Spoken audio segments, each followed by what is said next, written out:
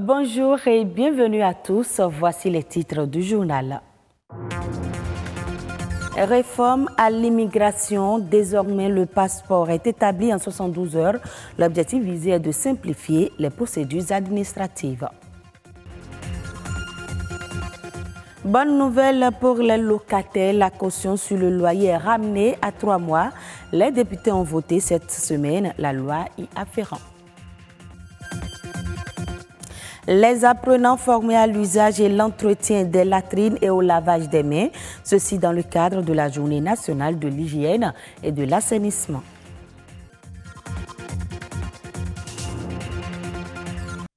Pour atteindre l'objectif d'intégration au développement du Bénin, il est urgent de simplifier les procédures administratives. Se faire établir son passeport au Bénin est désormais sans tracasserie et surtout rapide. C'est ce que nous fait comprendre Jules Akwaïkou et Rodrigue Babito dans ce reportage. C'est un document de circulation, une pièce d'identité permettant à son porteur de voyager à l'étranger. Le passeport biométrique avec des données personnelles est acté au Bénin depuis quelques années. Le passeport béninois aujourd'hui est biométrique. Et quand on parle de passeport biométrique, c'est un document validé, authentifié par l'OACI. Alors, il y a tellement d'exigences. Il y a d'abord les empreintes, la photo, le nom et ces 3 éléments croisés dans le système.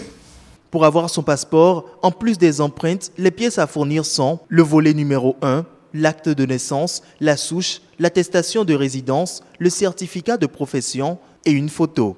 Aujourd'hui, plus de longues procédures administratives avant l'obtention de son sésame.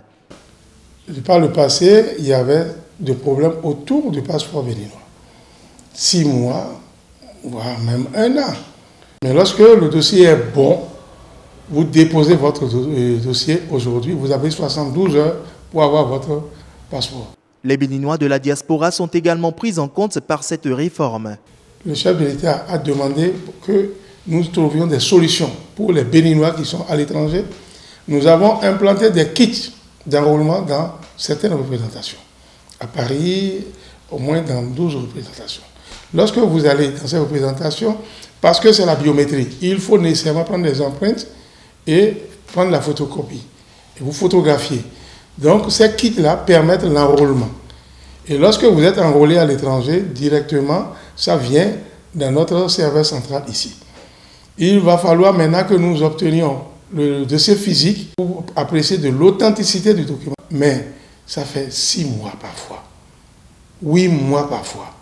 Mais sur insistance, sur la pression du chef de l'État, nous avons réduit sensiblement à 15 jours, pas plus.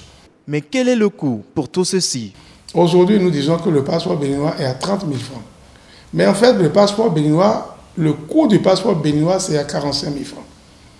Les 15 000 francs complémentaires, c'est la subvention de l'État béninois. Pour les Béninois de l'étranger, le coût passe également de 153 € à 100 €. Désormais, la transaction se fait directement entre représentation diplomatique et direction de l'émigration et de l'immigration. Autant d'avancées qui prouvent le désir de l'État béninois d'accélérer la croissance et l'inclusion sociale. On fait un tour à l'Assemblée nationale où les députés ont examiné et adopté le 24 avril 2018 la proposition de loi portant régime juridique du bail à usage d'habitation domestique. À travers le vote de cette loi, la caution sur la location est désormais fixée à 3 mois. Qu'en est-il réellement de cette loi? Suivez les explications d'un juriste dans ce reportage de Océane Amoussou et Auréole Ayeyon. Elle est composée de 5 titres et de 90 articles. La loi portant régime juridique de bail à usage d'habitation domestique en République du Bénin est disponible. À travers ce vote, le législateur fixe désormais la caution sur le loyer à 3 mois. La caution est à 3 mois.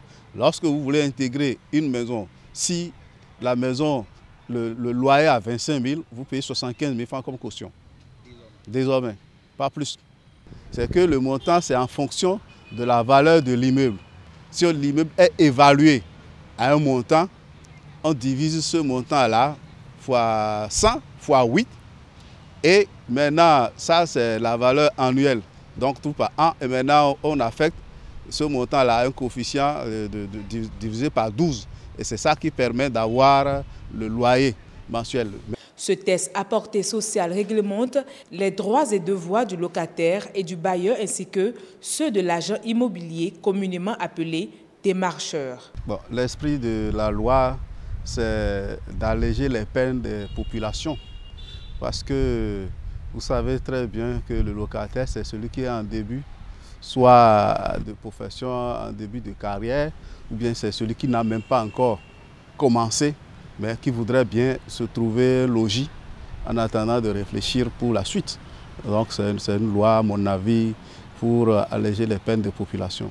Au regard de cette loi qui entrera en vigueur dès sa promulgation par le chef de l'État, les parlementaires béninois ont insisté sur sa vulgarisation afin que les populations s'approprient le contenu.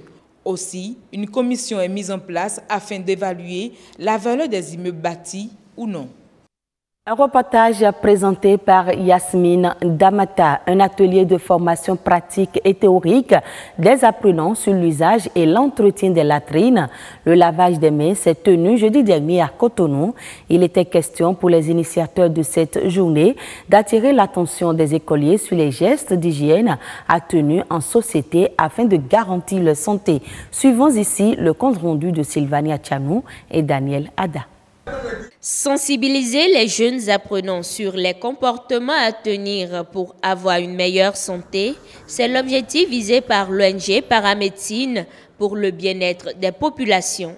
En instituant cette journée de formation théorique et pratique, 3 types d'établissements sont visés.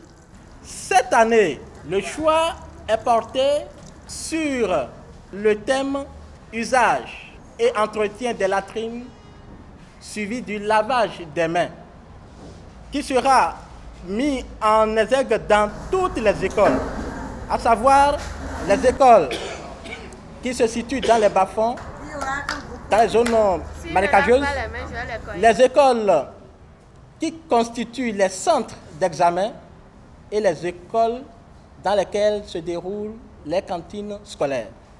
Étant une couche vulnérable de la société, les enfants en sont la cible parfaite. Les différentes activités menées par l'ONG visent les domaines de la santé, de l'environnement et de l'éducation. Par exemple, dans le domaine scolaire, nous veillons que les enfants utilisent les latrines et gardent les latrines propres. Vous savez, quand ils utilisent les latrines et les gardent propres, ça évite de déféquer à l'air libre, ça évite des maladies. La sensibilisation se déroule à l'école primaire publique d'Agla-Halazonto. Le choix porté sur cette école n'est pas anodin.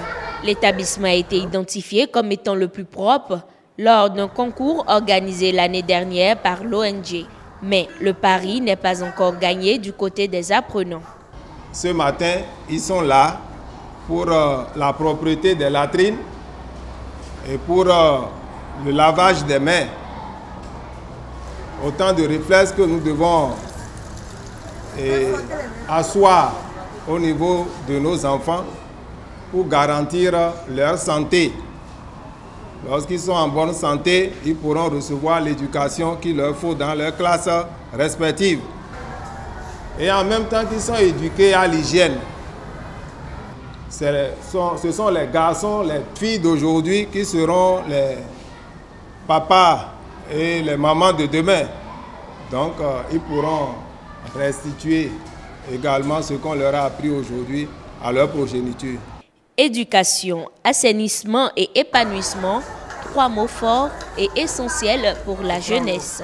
C'est ce à quoi s'attelle l'ONG Paramédecine pour le bien-être des populations. Au Maroc, le groupe PSA va produire sa première voiture Made in Morocco le 2 juillet prochain. C'est une déclaration du directeur général de PSA Maroc faite lors du salon de la sous-traitance automobile qui a pris fin ce vendredi. Le gouvernement marocain vise désormais pour ce secteur plus de 17 milliards d'euros de chiffre d'affaires à l'export d'ici à 2025. Les premiers véhicules qui sortiront des chaînes de la nouvelle usine PSA à Canetra seront des voitures test destinées à valider la qualité des produits et des processus de l'usine. Cette procédure prendra plusieurs mois avant que l'usine ne reçoive le feu vert du groupe pour sa mise en production commerciale. La production commerciale devrait intervenir début 2019. Après près de 100 millions d'habitants et une diplomatie proactive, l'Éthiopie attire de plus en plus d'entreprises étrangères qui sont de grandes multinationales opérant dans le domaine de l'industrie manufacturière. Ce pays de la Corne de l'Afrique détient cependant l'un des derniers monopoles d'État sur le continent dans plusieurs secteurs comme les télécoms, la banque et les assurances. L'Éthiopie avait enregistré une croissance annuelle moyenne de 9% au cours des 12 dernières années. Selon les prévisions de croissance publiées récemment dans le Fonds monétaire international, le géant démographique devrait ravir cette année le titre de champion africain de la croissance au Ghana. Surnommé le tigre de l'Afrique, l'Éthiopie, ce pays d'Afrique de l'Est, devrait voir son PIB progresser de 8,5% en 2018 contre 6,3% pour son rival ouest-africain. Au Kenya, des pluies torrentielles ont causé beaucoup de dégâts dans l'est du pays. Près de 235 000 réfugiés, en majorité des Somaliens, vivent dans cette région touchée par un désastre écologique provoqué par un changement climatique brutal. Reportage. Hassan Youssouf est désemparé, tout son quartier est inondé, l'eau monte jusqu'à 1 mètre de hauteur. Certains enfants en profitent pour nager, les plus grands jouent au foot sur un terrain submergé d'eau. Mais pour les adultes, l'eau est signe de catastrophe. La mère de Hassan est aveugle, elle ne peut plus bouger et doit rester sur un lit les pieds dans l'eau. Je ne sais pas où aller, alors j'espère me trouver un endroit sec pour m'installer. À quelques kilomètres de là, Mokhtar Dahari et ses amis fabriquent un barrage. L'eau n'a pas encore touché leurs habitations, mais elle n'est pas loin. Sa plus grande crainte est la propagation de maladies. Quand il pleut, il y a des inondations. L'eau se mélange à celle des latrines et cela véhicule des maladies. Les personnes malades n'ont aucun accès au centre de santé en cas d'urgence. Le principal danger, le choléra, mais aussi un risque d'augmentation de cas de paludisme. Pour les habitants de Dadaab, habitués aux saisons arides et aux longues périodes de sécheresse, la pluie n'est malheureusement pas une bonne nouvelle. Quand c'est la sécheresse, c'est aussi terrible. Les besoins alimentaires sont très élevés. Quand il pleut, c'est aussi terrible. La situation à Dadaab, c'est que nous sommes maudits quand il ne pleut pas et maudits quand il pleut. Au fil des saisons des pluies, des dizaines de milliers de personnes ont été atteintes du choléra à Dadaab. La dernière fois qu'il y a eu autant de pluie en 2015, 14 personnes sont mortes du choléra d'après l'UNICEF. Et ce sera tout pour ce journal. Je vous retrouve à 19h45.